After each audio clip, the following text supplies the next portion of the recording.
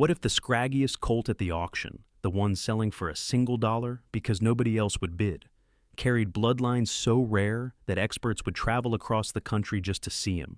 A rancher with nothing left to lose. A colt so small and sickly that even the kill buyers walked away, and a secret written in his bones, hidden beneath matted fur and jutting ribs, that would rewrite everything people thought they knew about a breed that had vanished from the earth. This is a story about the things we discard, about value we cannot see, and about how sometimes the most precious things in the world are wrapped in packages we've been taught to ignore. If you believe that worth has nothing to do with appearance and everything to do with what survives beneath the surface, please hit that like button and subscribe. It helps us share stories about the hidden miracles walking among us. The auction yards of Bridger County sit on the eastern edge of the state, where the flat prairie begins its long climb toward mountains that never look any closer, no matter how far you drive. The land here is sparse and yellow, broken only by fence lines that march toward the horizon in perfect geometry. In summer, the heat rises in waves that make everything shimmer and lie. In winter, the wind comes down from the north with nothing to stop it, carrying cold that gets inside your bones and stays there. The sky is enormous here, pressing down on the flat earth with a weight you can feel. It is beautiful in the way that empty things are beautiful, if you can stand the loneliness. The auction barn is a low metal building that squats on bare dirt, surrounded by pens made of pipe and wire. The metal siding is rusted in streaks, stained by years of rain and sun. The roof leaks in 3 places. The concrete floor inside is cracked and stained dark with things nobody wants to think about. Every Friday, trucks and trailers arrive before dawn, carrying livestock that people need to sell. Cattle mostly, their breath steaming in the cold air. Some sheep, huddled together in tight, nervous groups. And horses. Always horses. The horses that come through Bridger County auction are not the kind you see in magazines or at fancy shows with ribbons and silver trophies. They are the leftovers, the forgotten ones. The old geldings whose working days are done, their backs swayed, their joints stiff. The injured mares whose owners can't afford vet bills that run into thousands. The unwanted colts born to mares who shouldn't have been bred, accidents nobody planned for. The dangerous ones nobody can ride, the ones who buck or bite or strike. And every week, the kill buyers stand in the back row with their blank faces and their clipboards and their trucks that go to places nobody talks about in polite company. They buy by the pound. They don't care about names or history or potential or the light in a horse's eyes. Just weight and price per 100 pounds. The math is simple and cruel. The auctioneer, a man named Dale, with a voice like gravel in a bucket and a face carved from the same hard wind that shaped this country, had been running these sales for 23 years. He'd seen everything twice. He'd seen champions sold for nothing because they were old and nobody wanted to pay for their retirement. He'd seen gentle horses go to slaughter because their owners moved to the city and couldn't take them. He'd seen children cry as their ponies sold. He'd seen men with tears in their eyes loading horses they'd worked beside for decades into trailers they knew were heading to Canada or Mexico. He'd learned not to get attached. Attachment in this business was a luxury he couldn't afford. Friday, November 8th, was a cold day. The kind of cold that makes your hands ache even inside gloves, that makes your face feel tight and your breath come in clouds that hang in the still air. The pens were full. 47 horses waiting to be sold. Some paced nervously. Some stood with their heads down, already defeated. Some called out to each other, their voices echoing off the metal walls. Dale looked them over that morning with his practiced eye, making notes on his clipboard, estimating weights, gauging condition, predicting which ones would bring money and which ones would go for meat price. Lot 34 made him pause. It was a colt, maybe 6 months old. Hard to tell exactly because he was so underdeveloped. A sorrel with a coat so dull it looked like dried mud, like something that had been left out in the weather too long. He was small, undersized for his age, with legs that seemed too long for his body and a head that seemed too big for his neck. His ribs showed clearly, each one visible beneath the rough coat. His hip bones jutted out like door handles. His mane was tangled with burrs and full of dead grass. He stood in the back corner of the pen with his head low, not moving, not interested in the hay that had been thrown in that morning. The other horses in his pen ignored him.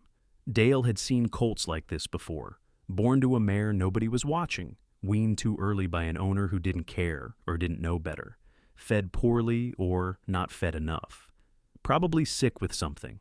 Definitely not worth the cost of feed it would take to bring him back to health. The colt would probably bring meat price. Maybe, if the kill buyers were feeling generous. He wrote on his clipboard in his shorthand, Lot 34, sorrel colt, 6 months approx, poor condition. Underweight, start at $50. If nobody bids, start at $25. If still no bids, start at $1 and take what we can get. Duke Morrison arrived at the auction at noon. He drove a truck that was more rust than metal, a Ford that was old when his father owned it. He was pulling a 2-horse trailer with a bent fender and one tail light that didn't work, held together with wire and hope, and the kind of mechanical prayer that keeps old equipment running past its expiration date. He was 57 years old. His face was the color and texture of saddle leather, deeply lined from decades of sun and wind. His eyes were pale blue, faded like denim, washed too many times. His hands were scarred from wire and rope, and every sharp thing a ranch can offer. The knuckles were swollen with arthritis that hurt more every winter. He'd been ranching his whole life, 60 acres in the hill country north of town, land that had been in his family for 3 generations. Cattle mostly, a small herd of mixed breeds that he ran on the hillsides, and a few horses for working them, for checking fence, for the daily tasks that required more than a truck could provide. He'd never had much. His father hadn't had much. His grandfather before him had scratched out a living on the same land and died there at 72, without ever seeing the inside of a bank that didn't want something from him. But Duke had always managed, barely, by the skin of his teeth and the grace of God, as his mother used to say before she passed. He paid his bills. He fixed what broke. He made it work. Until this year. This year the drought had been biblical, the kind they'd tell stories about for decades. The grass turned brown in June and never came back. The creek that had run year-round for as long as anyone could remember dried up by July, leaving nothing but cracked mud and the bones of fish that couldn't escape. He'd sold half his cattle at a loss in August, because he couldn't feed them, and watching them starve was worse than the financial hit. A wildfire in late summer, started by lightning, had taken his south pasture, burning the fence and the small barn he'd been using for equipment storage. Insurance paid some of it. Not enough, never enough. Then his best ranch horse, a 15-year-old bay gelding named Buck, who could work cattle like he could read their minds, who knew what Duke wanted before Duke asked, had stepped in a gopher hole while they were moving cattle and shattered his leg so badly the bone came through the skin. The vet had come out and done what needed to be done. Duke had buried him under the big cottonwood tree behind the house, the same tree where he'd buried his father and 2 dogs and the memory of better years. He needed another horse, not a fancy one, not a show horse or a registered anything, just a sound one that could be trained to work cattle, something young enough to last him the rest of his working years, however many those might be, something cheap, very cheap, because after buying winter feed and paying the insurance deductible and covering the vet bill for Buck's final visit, he had exactly $473 left in his account. That number kept him awake at night. $473 between him and complete failure. He'd come to the auction hoping to find something, anything, a young horse with potential that nobody else wanted, something he could train and work and build a partnership with. He wasn't asking for a miracle, just a chance. He walked through the pen slowly, his boots crunching on the gravel, looking at each horse with the careful eye of someone who'd been evaluating animals his entire life. He knew what to look for: straight legs, good feet, a kind eye, confirmation that suggested soundness, temperament that suggested trainability. Most of them were too old, their best years behind them, their eyes dull with resignation. Some were lame, favoring legs, or moving with the careful stiffness of chronic pain. A few were rank, ears pinned flat, teeth bared at anyone who came close, eyes rolling white with fear or rage. And then there was Lot 34. Duke almost walked past the sorrel colt without stopping. The little horse looked like death standing up, like something that should have been put down weeks ago as an act of mercy. But something made him pause. Maybe it was the way the colt stood, not cowering in the corner, not frantic and pacing, just quiet, still, waiting, like he knew his fate and had accepted it with a dignity that shouldn't have been possible. Duke leaned on the fence and watched him. The colt's eyes were dull, but not empty.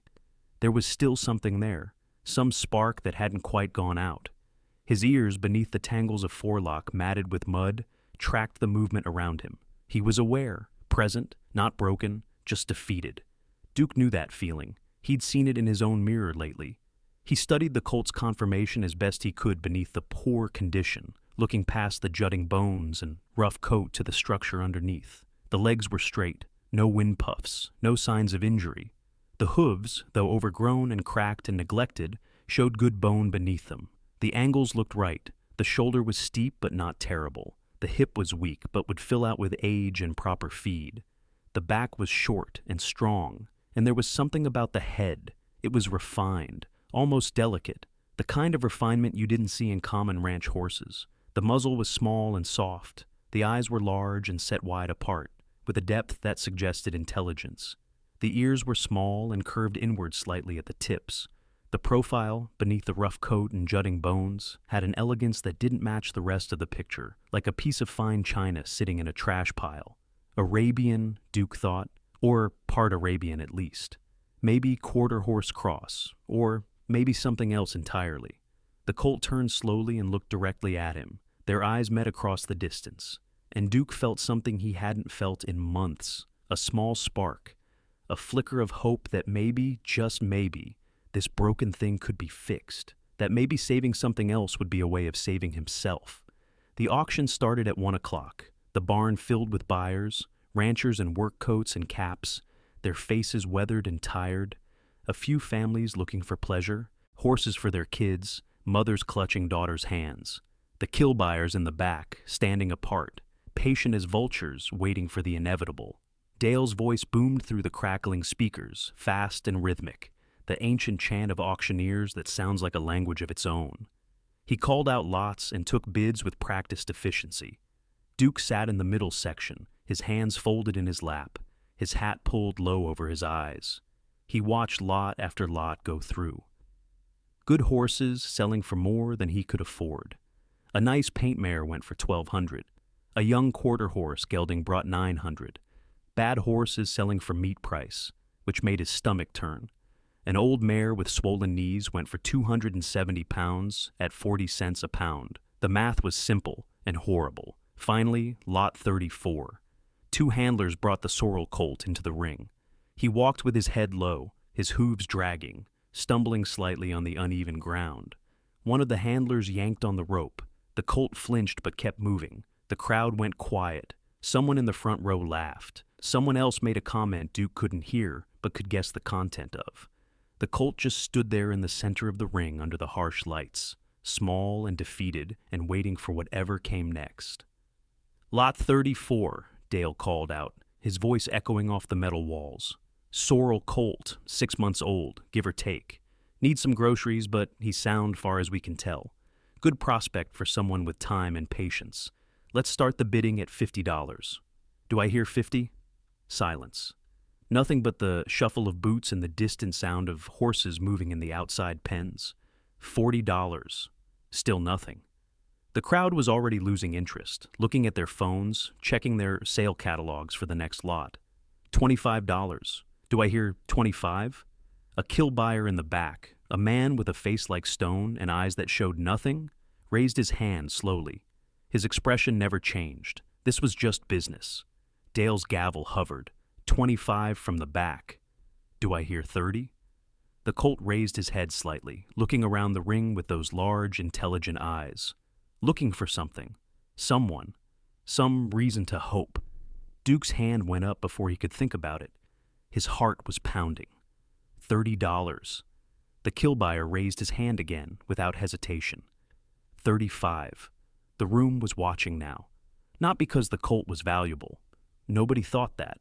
But because it was strange, unusual. Why would anyone fight over this animal? What did someone see that everyone else was missing? Duke bid 40. The kill buyer bid 45.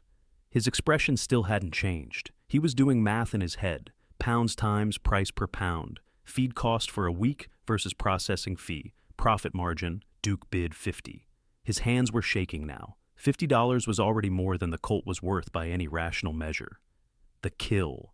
Buyer looked at Duke, really looked at him, then at the colt, evaluating, calculating. Then he shook his head slowly and dropped out. It wasn't worth it. Not enough meat on those bones, not enough profit margin. $50, Dale called, going once, going twice.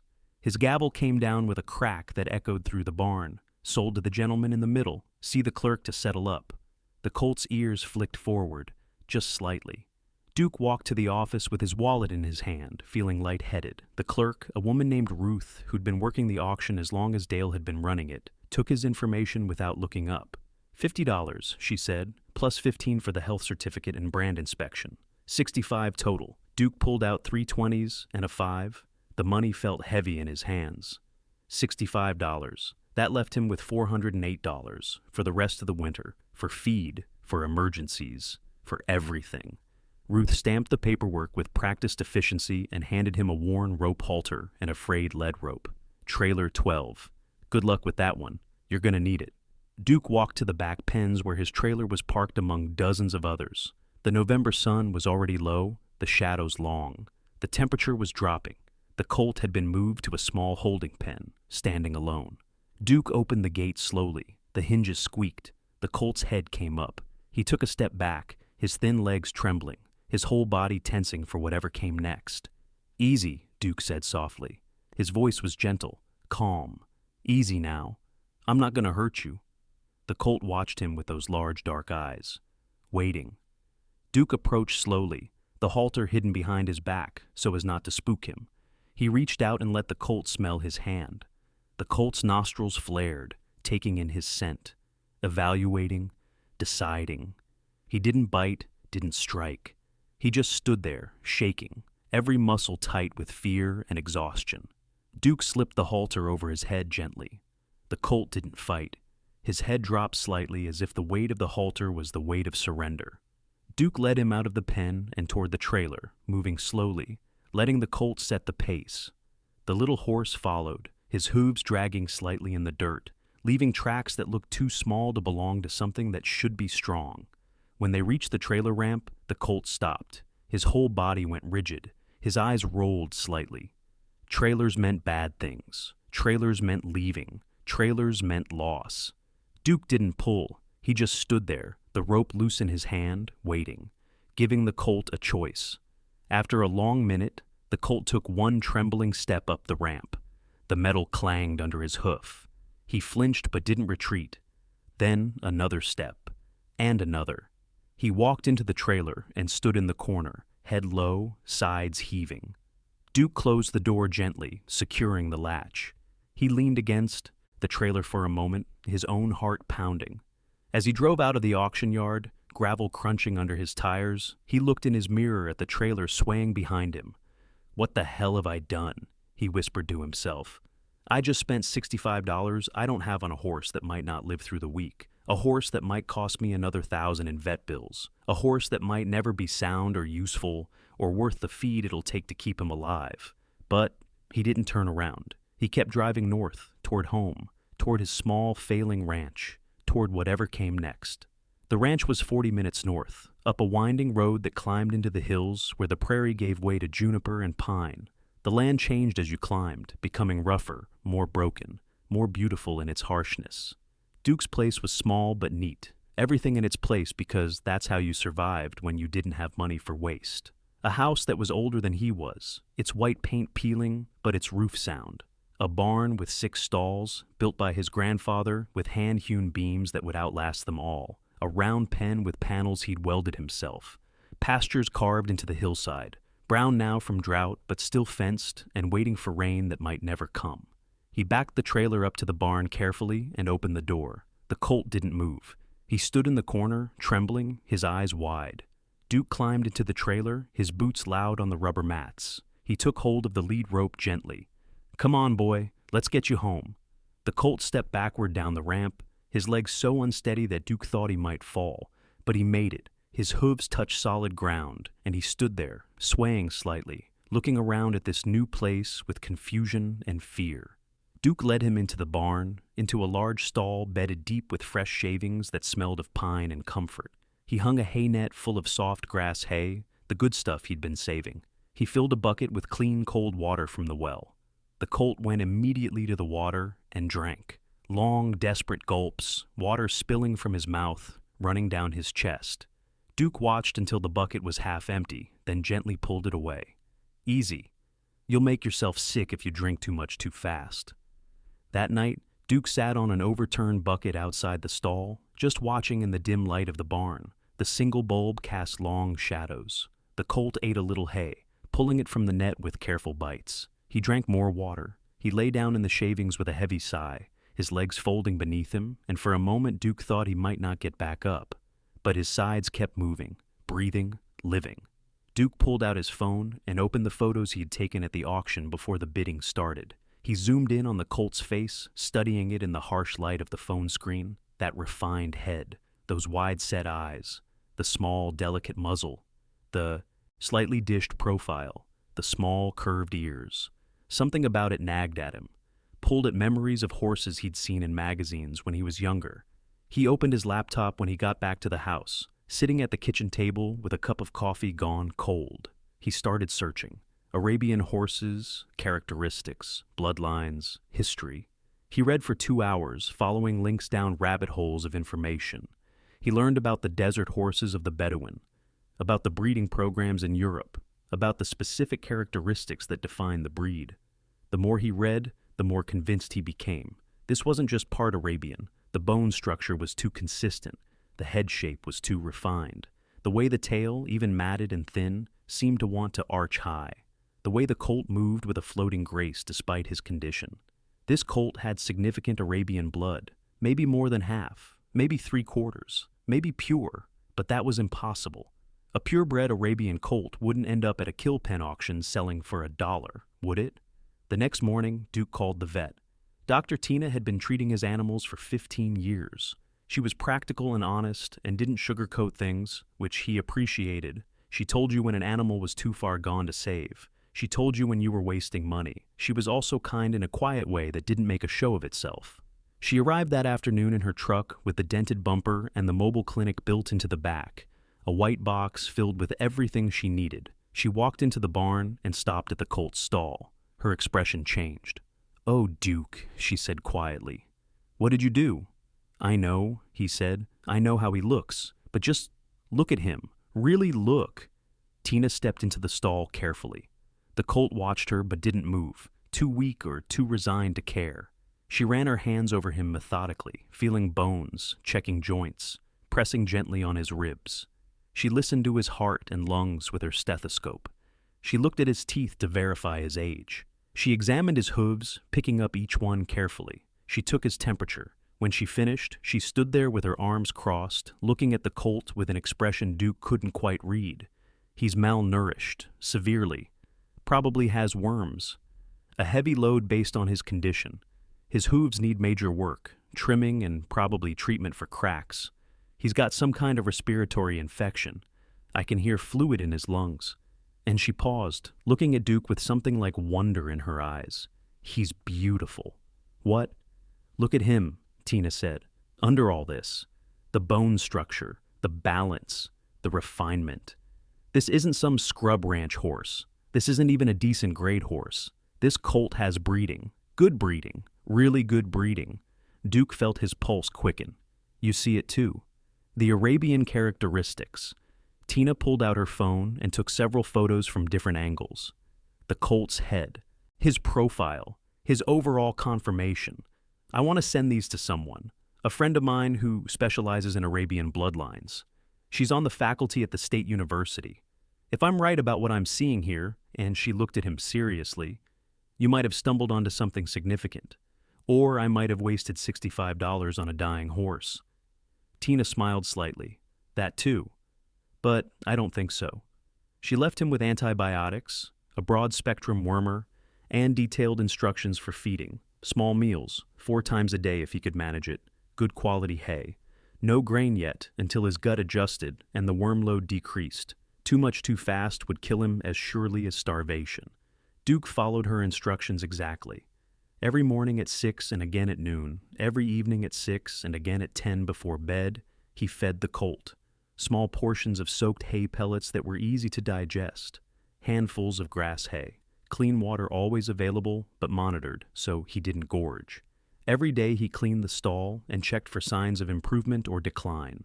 He watched the colt's manure, grateful for every pile because it meant his gut was working. He listened to his breathing, worried about the rattle in his lungs. Slowly, gradually, like watching grass grow, the colt began to change. His eyes brightened. The dullness left them, replaced by curiosity. His coat started to shed out the dead hair, revealing color underneath that wasn't dull brown, but a rich red gold, the color of copper in sunlight. His ribs began to disappear beneath new muscle. You could still see them, but they weren't jutting like saw blades anymore. He started moving around the stall instead of standing motionless in the corner. He became curious about sounds and smells, his ears pricking forward when Duke entered the barn, and he started nickering when Duke approached, a small, soft sound that made Duke's chest tight with something he couldn't quite name. 2 weeks after the auction, Tina called. Duke was in the barn cleaning stalls when his phone rang. He answered with manure fork still in hand. "Duke," she said. Her voice was strange, tight with excitement. "You need to sit down. I'm already sitting." "Liar. Listen, my friend at the university looked at the photos. She's looked at them a lot. She's shown them to colleagues, and she wants to come see him, in person, tomorrow if possible." "Why?" Duke asked, though his heart already knew. "Because," Tina said, "she thinks your colt might be a Crabbit Arabian." The words meant nothing to him. "A what? Crabbit?" "It's a specific bloodline. Very old, very rare. The Crabbit Park stud in England produced some of the most important Arabian horses in history. The foundation horses were imported directly from the desert in the late 1800s. Those bloodlines are mostly gone now, absorbed into other breeding programs, diluted. Finding a pure Crabbit horse today, especially in North America, is almost impossible. Most were exported, back to Europe or the Middle East decades ago. "Tina, you're not making sense. He was at a kill pen auction," she sighed. "I know, I can't explain it. But the head shape, the bone structure, the type, everything matches. My friend is Dr. Iris Cabot. She's written 3 books on Arabian bloodlines. She knows what she's looking at, and she says, if your colt is what she thinks he is, you don't own just a horse. You own a piece of living history." The next day, a woman named Dr. Iris Cabot arrived in a university vehicle, a white SUV with the university logo on the door. She was in her 40s, with gray streaking her dark hair, and the intensity of someone who devoted her life to a single passion and had no regrets about it. She carried a bag of equipment and a leather notebook that looked like it had been everywhere. She walked into the barn and stopped at the colt's stall. Her hand went to her mouth.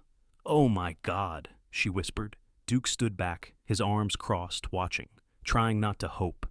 Iris entered the stall slowly, her movements calm and practiced. The colt, stronger now, curious, came to her and sniffed her hand. She stood perfectly still, letting him investigate. Then she ran her hands over him the way Tina had, but slower, more reverent, like she was touching something sacred. She examined every angle of his head, measuring with her eyes. She looked at his tail, lifting it gently to see the carriage. She studied the way he moved when she asked him to walk. She looked at his legs, his feet, his shoulder, his hip. Then she pulled a kit from her bag. "DNA test," she explained. "We'll take hair samples from the mane and tail, root bulbs, send them to the lab that specializes in equine genetics. But I'm telling you right now," she looked at Duke with an expression that was almost angry in its intensity, "if this horse is what I think he is, he's worth more than everything on this ranch combined, more than this entire ranch." Duke's hands went numb, his vision narrowed. "That's impossible." "Is it?" she asked. "How much do you know about his background?" "Nothing. He was lot 34 at Bridger County auction. No papers, no history, just a number on a catalog." Iris nodded slowly.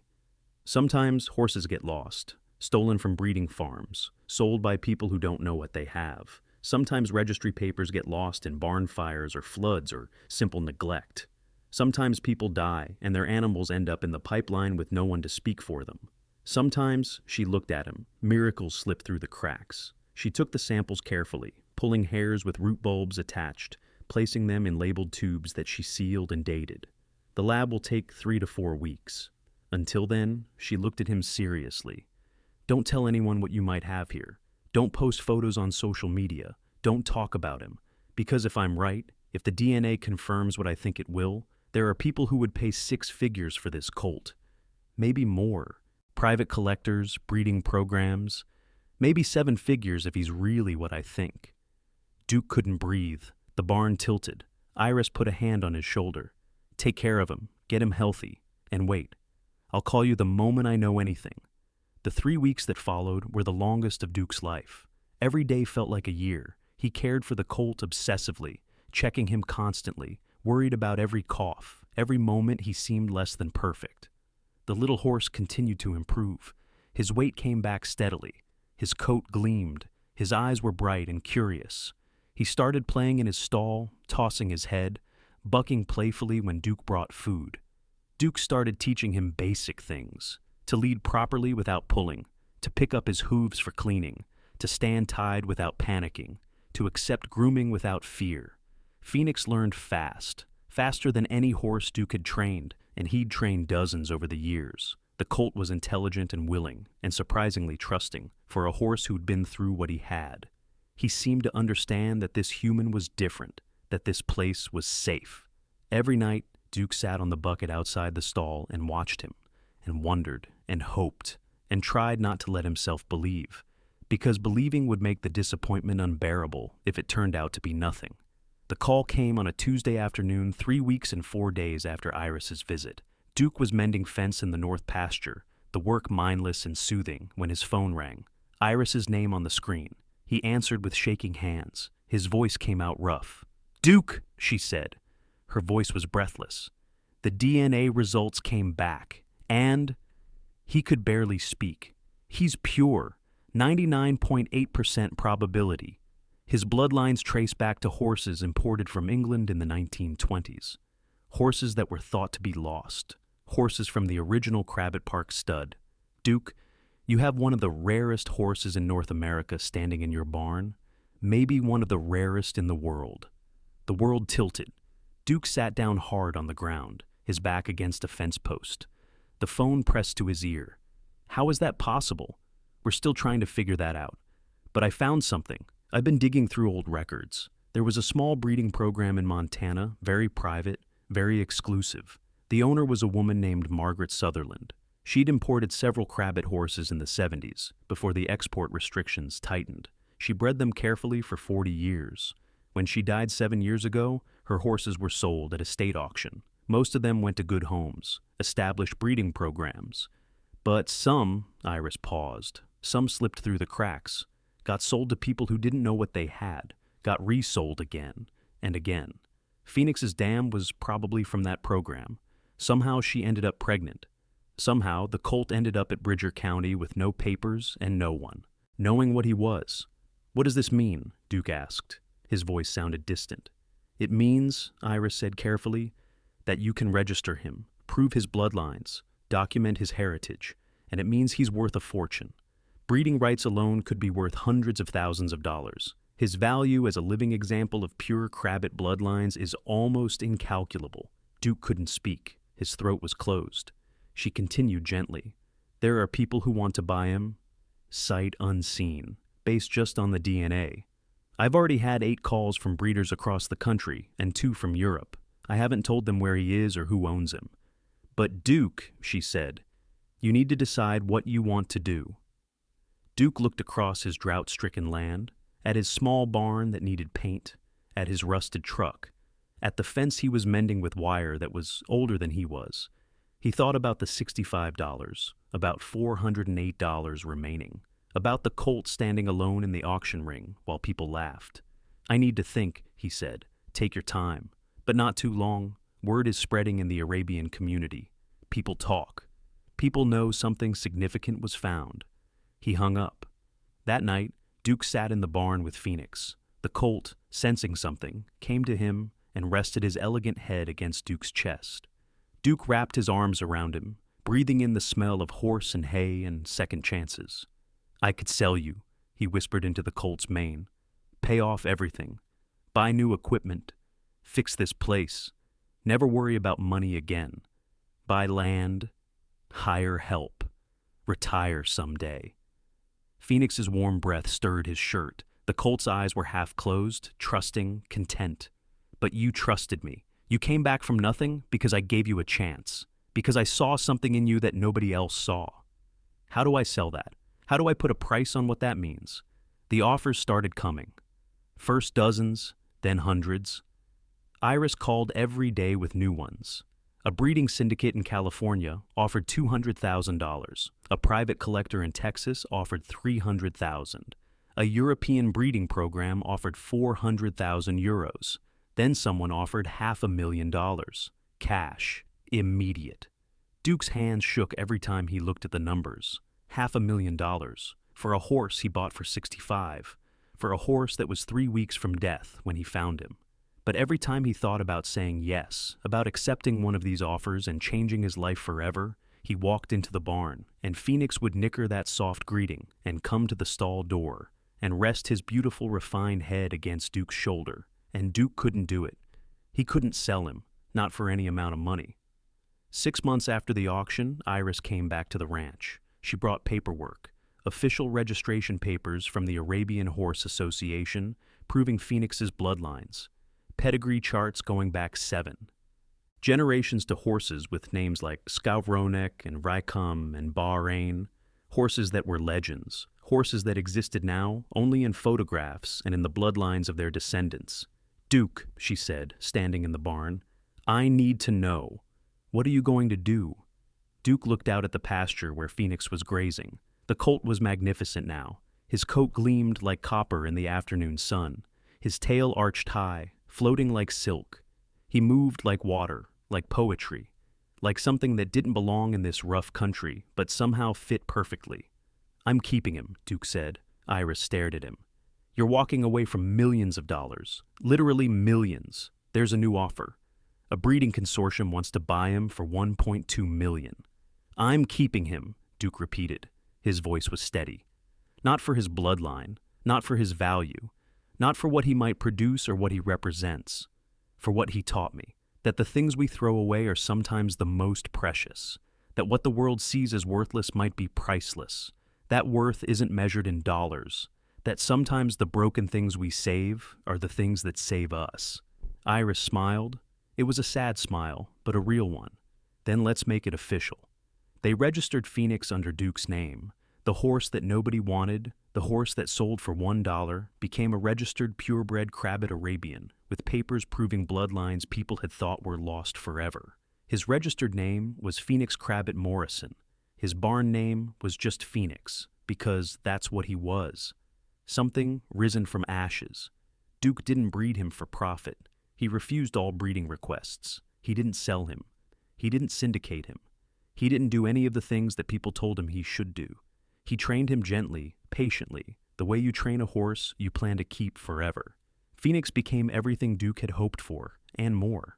The best ranch horse he'd ever ridden, smart enough to anticipate what was needed, willing enough to try anything, tireless on long days checking cattle, sure-footed on rough ground, and beautiful, so beautiful that people would stop and stare. Sometimes tourists would pull over on the road that ran past Duke's property. They'd take pictures of the red-gold horse with the arched tail and refined head, working cattle like his ancestors had worked the deserts of Arabia centuries ago. And they'd ask Duke, where did you get him? What breed is that? How much would you sell him for? At auction, Duke would say with a slight smile, for $1. And when they laughed thinking he was joking, he'd just smile and ride away, because he knew something they didn't. That value has nothing to do with price. That bloodlines written in DNA matter less than the bonds written in trust. That sometimes the greatest treasures in the world walk into our lives disguised as trash, wrapped in packages we've been taught to ignore, waiting patiently to see if we're wise enough, brave enough, crazy enough to look past the surface and recognize them. If this story reminded you that worth is measured in ways money cannot touch, please subscribe and share it with someone who needs to hear that the things we save might be the very things that save us in return, that every discarded life carries the possibility of resurrection, and that sometimes, looking beyond what everyone else sees, Choosing to believe in potential when the world sees only problems is the only way to find what's truly precious in this hard and beautiful world.